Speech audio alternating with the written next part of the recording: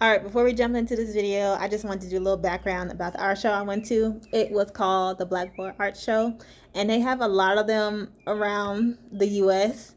Finally, they had came back to Georgia, and I got to go see them. I think the tickets were like $35. They're really cheap, and you get to see all the arts that Black men created, and it was a wonderful time. The only thing I didn't like was that it was in a warehouse. It was kind of hot.